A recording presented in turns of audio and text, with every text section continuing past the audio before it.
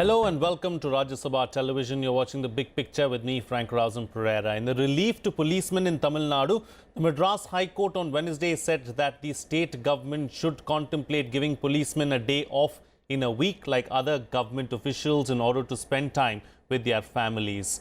While hearing a plea seeking abolition of the orderly system in the police force, Justice N Kirubakaran observed every government servant is entitled to a one-day holiday in a week so that they can spend time with their families. Likewise, why shouldn't the police personnel get a weekly off?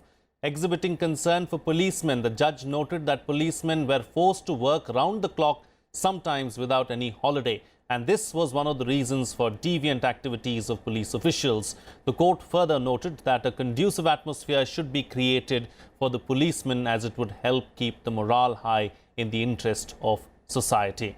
On this edition of The Big Picture, we will analyze the challenges of police reforms. Joining me on the program today are Prakash Singh, former Director General of Police, Balmiki Prasad Singh or BP Singh, former Home Secretary, Government of India, Vipul Mudgal, Director, Common Cause, and we'll also be joined by Subhash Chakma, Director, Asian Centre of Human Rights. Thank you to all my guests for joining me on this edition of The Big Picture. Mr. Prakash Singh, I'd like to start the program with you. Let's first try and put into perspective under what conditions, the police force really works today. See, the conditions are extremely difficult, apart from the fact that the nature of the duties are very uncertain. And the Police Act itself says that policemen are on duty all the time, and that has been interpreted to deploy them just any time and round the clock.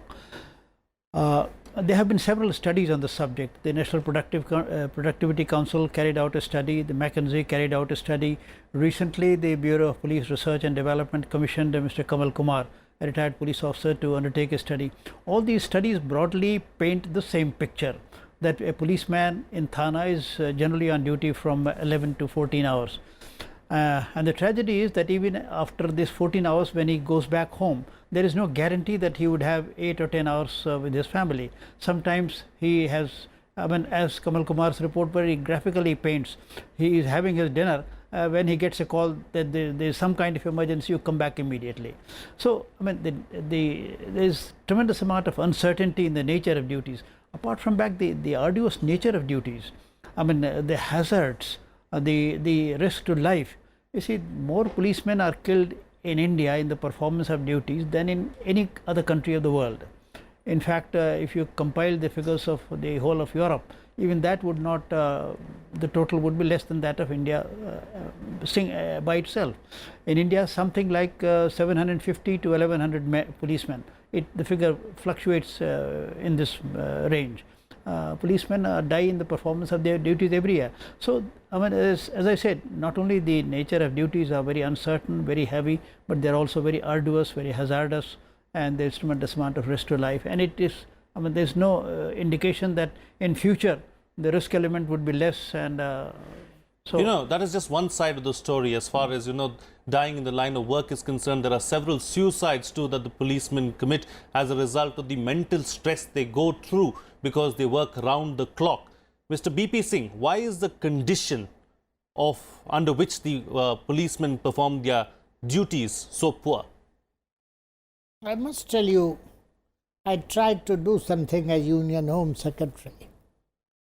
First, I wanted that all the police stations which were there on 26th January 1950, that should be earmarked, and we should put a fencing, give them accommodation, and then jails, because that is another place where policemen had to go and run. I wanted the similar thing for jails. And the World Bank was willing to give us $1 billion. But somehow or the other, the political judgment was that that will give us an impression that we are building a police state. So that was dropped. But even then, I had another thing. I wanted to give a special facilities to policemen working in Naxal affected district, because I had set up a coordination center and Odisha I took it as first. So I had called the Chief Secretary and the DGP. So I said that, look, this is a broad arrangement. Just I give you one example. I said on housing, police housing, because the reports bear that policemen go to the thanas and then they have to live under the tents in adverse weather conditions. And it is also vulnerable because sleep and all that in remote areas. So this was okay. So I said, how much money you can spend in a year? He said 10 crores was agreed upon. Then I asked the DGP of that state. The Chief Secretary was also there. That I will give it to you and what conditions you want to get relaxed so that you are not harassed. Just spend the money as soon as you can. He said, that I can't guarantee. Because if you give the money to the state, then it will go to the housing corporation, police housing corporation. And the police housing corporation had at that time a debt of 18 or 20 crores or 22 crores. I don't remember the figures exactly. So this money will go there. No construction will take place. So that reminded me of what Kurian, Dr. Kurian, you know, earlier I used to be also Agricultural Production Commissioner for Yes. And he said, Mr. Singh, with due respect to your service, if the IAS, if the government decided to have milk commissioner in every estate, there would have been no milk.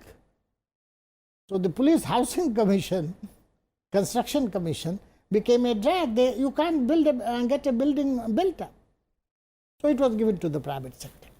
Why I am telling this is that we are having good intentions. Supreme Court has now taken a big decision. Yes, in 2006 it was a landmark judgment. Yes. And I would like to acknowledge the stellar role played by Mr. Prakash Singh and his colleague in taking up this matter. And the states are dragging, because the point that he has rightly said was that it is a politicized force also, because politicians think that they are there at the beck and call. Sure. So the result is that they don't get time. Suppose suddenly a message comes, so and so is coming to your district. Policemen are summoned. They are the first to be summoned and put on march by vehicles, whichever way, and at every places. So this is something I was very happy that the Madras High Court has taken this lead. Sure. And there also that 8 hours duty that the Madras High Court, that the DGP of the state police told the High Court, that was again a welcome decision. That in certain jobs, despite what the Police Act says, you can give fixed hour duties. Right. And also this police orderly system. So this has all kinds of things, economics, politics, and more than that, the inheritance of the British Raj. Okay, the inheritance of the British Raj should be shed is what Mr. BP Singh is suggesting. Let me bring in Vipul Mudgal now. Thank you, Vipul Mudgal, first and foremost for joining me on the program. I know that you're not in Delhi, you're away in Jaipur, but yet you joined us on the program. Your organization, Common Cause, has done extensive studies on this very subject, on police reforms and the state of policing in the country. You came out with a study as well earlier this year. Let's put a point across now. Do we need more autonomy as far as the police of this country is concerned if we have to improve their conditions? No, definitely. I think you need autonomy, you need a lot of things. But let me first of all say that this is not a judgment which is a binding. I think it's something in between. It's like an observation of the court where it has said that the government, the Tamil Nadu government, should consider giving a weekly off to every government servant. So I think it's not really a focused thing, but the good part of it is that the court has said that it will help rejuvenate the police force and relieve them of the stress. So the question is whether we want a happy, healthy, a motivated, a committed police force, or we just want the police to be frustrated and overworked and things like that. So for me, I think the main question is whether we are giving them chutti or fixed hours as a kind of favor to them, or is it a productivity tool? It is a tool of productivity. It is a tool of happiness. It is a tool of kind of civilized society. You know, they need to spend time with their children. They need to, for God's sake, they need to teach them. They need to go out with them, and you know, a happy policeman would be a good policeman. So Mr. Prakash Singh mentioned the BPRD study. You know, in 2015, there was a study by the Administrative Staff College of India and Bureau of Police Research and Development, which was on this issue only. And it found that 90% of people, you know, except 10%, all policemen in the country work more than 8-hour shift. And that includes officers, subordinate staff, and the constables and everybody. 73%, it says, did not get a weekly off. And many of them did not get a weekly off even once in a month. So what are we talking about? I think it's a very dismal position. It's a violation of human rights, I would say. And I must say that Mr. Prakash Singh has been working relentlessly on this. But I think a lot more needs to be done.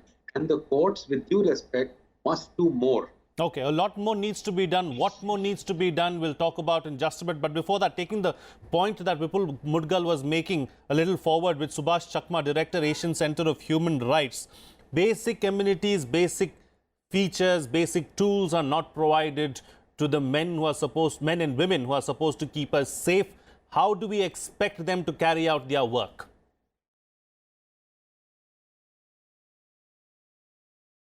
Subhash Chakma, if you can hear me. Well, I think there are two aspects into it. One particular aspect is the one particular aspect which police officials usually focus, rightly so, is the deplorable conditions of the police.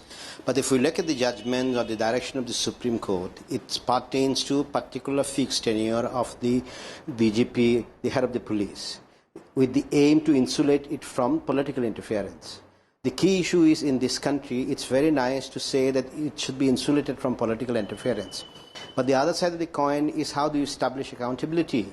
And the biggest problem in this country when it comes to law enforcement officials is that you cannot hold police officials or any law enforcement officials accountable because they are provided some sort of impunity under Section 197 of the Criminal Procedure Code, where you require specific permission from the authorities to prosecute for any kind of excesses done by it. So one aspect is police definitely work under tremendous and deplorable situation which the government must address. But on the other hand, is it possible to have the police force which is not accountable under the law? So that's a serious question. I think the reform has to start with accountability. Accountability of the government in terms of providing best facilities to the policemen, whether it's holidays or working hours, whatever it is. On the other hand, the whole issue of when the police do not perform the task as per the law, then obviously there is a question of accountability with respect to their conducts as per the law, and the law now provides that you cannot prosecute them. So that's a serious issue. Now, can you imagine a situation where the policemen act on their own, insulated from the political interference, but there is also no accountability? So that remains a question. I think the judgment of the Supreme Court doesn't address that because it has been enacted, or the immunity has been provided under the law, so goes along with it. But that remains a huge problem. We are only looking at the problems which the police face, which is rightly so. But on the other hand, we cannot be oblivious to the excesses committed by the police. Sure.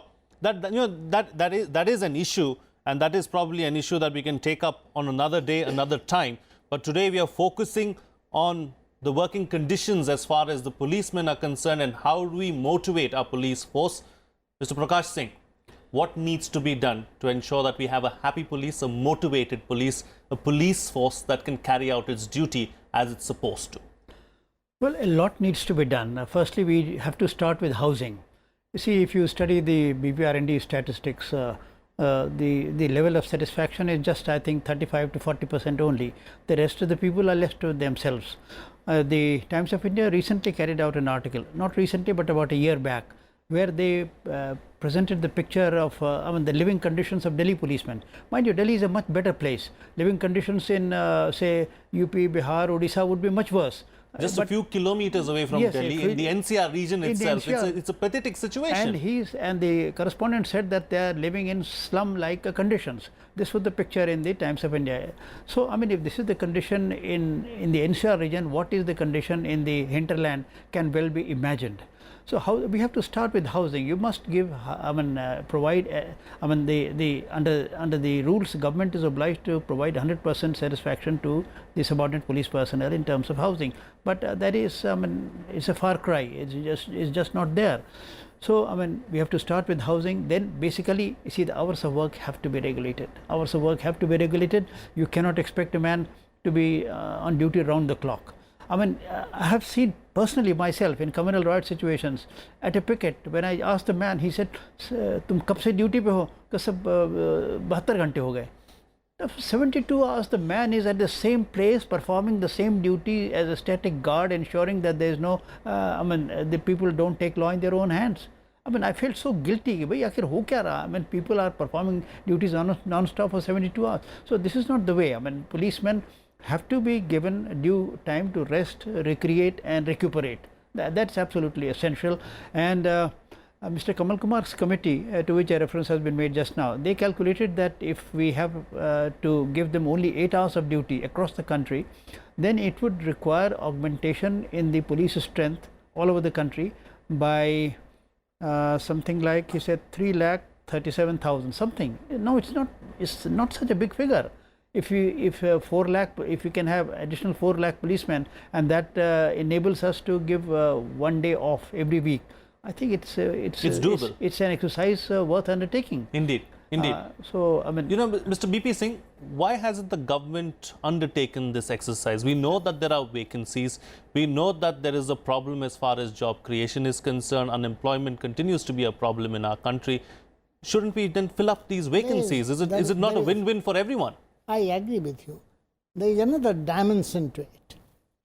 The government's focus shifted from policemen to the paramilitary forces in the Ministry of Home Affairs. Now, there has been phenomenal expansion in the strength of the paramilitary forces. Now, this has relieved the policemen of some static duties, the traditional policemen. And at the same time, what has happened is, it has been neglected. Now, I give you one example. I was then a joint secretary in Home Ministry. This was a case of Nagaland. The budget of the police was cut. And I was also controlling the budget of northeastern states, development funds. I was very angry. The DGP came and told me, I said, okay, but the Chief Minister had cut it and paid it to the contractors. So I said, okay, I will not release any funds to Nagaland till that is restored. So I took an arbitrary decision. I told the financial advisor that I will not send you the file, and even if some other file wrongly goes to you, don't clear. Then the pressure came. The Chief Minister came to me. I was a joint secretary. He came to call on me for the budget. So I said, Mr. Chief Minister, I will happily do it, but police has to be looked after. Because police is so crucial, even for maintenance of insurgency, tackling of insurgency situation in a state like Nagaland. I said, this I can't accept. He said, look, I will do it. I said, no. You must transfer the budget, because they were not getting money deposited in the Provident Fund. Some thanas were not getting money to spend on, they were borrowing it from market. All those things were happening. Right. So this was done. You know, the lobby was so powerful of the contractors. They got a special sanction of 20 crores from the Prime Minister, and the order came to me for implementation. I said, so long you give extra money, I have no problem. But it was written, it should be given to the contractors. Right. What I am trying to tell you is that traditional police force is being neglected. Another thing has happened, that happened in Tripura. Fortunately, that is a thing of the past, gone. Policemen appointed in the time of the Congress government is a separate body. Policemen appointed in the time of CPM or CPI, whatever he was in power, is a separate category at that time. He's furious. So we abolished all that. So in the traditional police is more vulnerable. The constables, the Thana officials, they are under tremendous pressure. Sure. Compared to them, these paramilitary forces are slightly at a different footing. They are better dressed, they have time for rest, and they go to the estates on assistance Sure. duties, and they need to be given some kind of protection from harassment. And the point was well taken, that accountability, it is the two sides of the same coin, but these are two separate sides. Sure. Mr. Prakash Singh, I know you have to be somewhere else right now, but quick reaction before I let you go on, what's the way forward as far as this particular issue is concerned? What needs to be done in the short term? What needs to be done in the long run? Well, short term, housing, number one, then hours of work, number two, then number three, adequate facilities of transport. Well, these are easily achievable targets: transport, communications. Long term, I think one of the things which we have to see that there has been very lopsided expansion of the police forces. Central armed police forces have expanded a little too much. They are and on the contrary, there are huge vacancies in the police and the state police. I think this balance needs to be restored, and we need to have more manpower in the states. If we have more manpower in the states, it would be easier to give them rest and have 8-hour shifts than otherwise.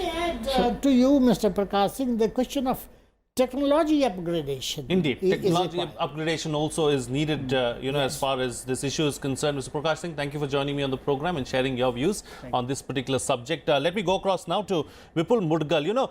Vipul Mudgal, do we need an attitudinal change as well as far as this issue is concerned? Because, at the end of the day, we tend to blame our police force for everything that goes wrong. But, a pat on the back is far from coming. No, I think you've hit the nail on the head. Attitudinal change, our attitudes about the police are extremely pathetic. We keep saying things like, first you do accountability, then we'll give you 1 day off.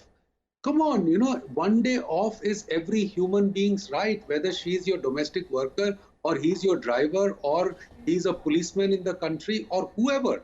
If a person is working 7 days continuously, 1 day off is his and her, fundamental right. So what is wrong with us? Why are we asking for anything in exchange? This should be completely non-negotiable. It should be given first and foremost to everybody. You see, in most countries, in the United States, it's 40 hours for policemen. In UK, they understand that there can be emergency duties, but there is a cap on it. Maximum, it cannot go beyond 48 hours in a week, come what may.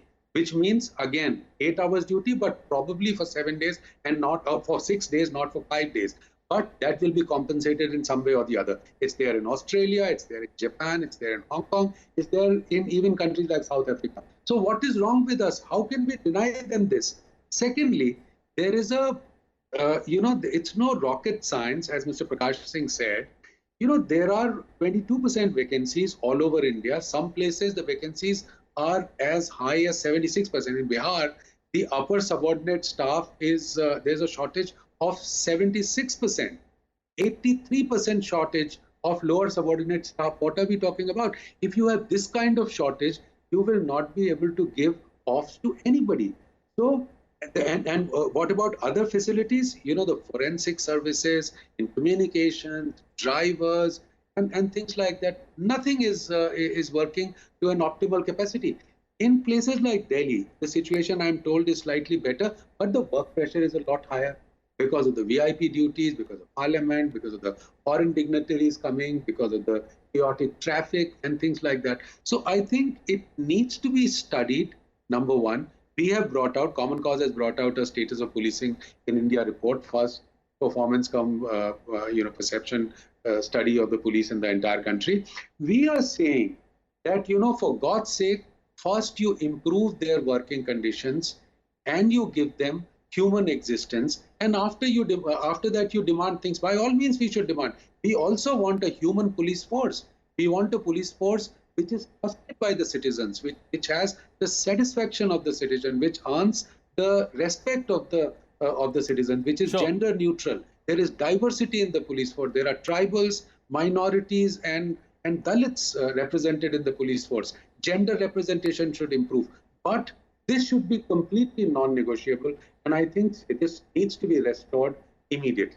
Indeed. You know, another aspect of all of this, Subhash Chakma, is the fact that, you know, the mental stress that the policeman or the policewoman goes through is another level altogether. If you look at the number of suicides that have been committed by police forces, you know, in Tamil Nadu alone, in the over a span of 5 years, it was 166. In Maharashtra, during the same time, it was about 161. In Delhi as well, there have been 43 suicides that have been committed over the recent past. So this too is a major problem. Do we have the mechanism to, you know, to address the mental stress that the policemen or women go through?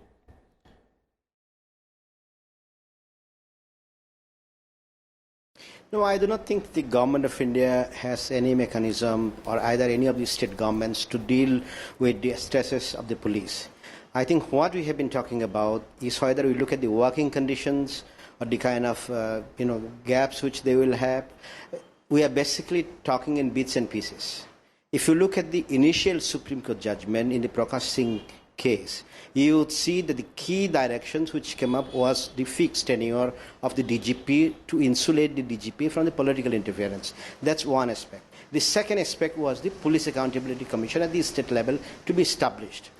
I think the more we try to find bits and pieces solutions, we are not going to find the holistic solution. Because at the end of the day, there is no doubt or dispute whatsoever. Of course, the police working conditions have to be improved. They cannot be asked to do duties beyond 24 hours, forget about 48 hours. But that's only one aspect of the problem. The other aspect of the problem is, which I said, the Supreme Court judgment itself, where it says you establish state accountability commission. So let us not look at police reform in bits and pieces or in exchange for one each other. When I express the view that accountability is one of the elements, it's not that accountability is the first priority. But what I usually see in the entire discourse, people rightly focus on the working conditions, which needs to be improved, but it is as if the accountability takes a back seat.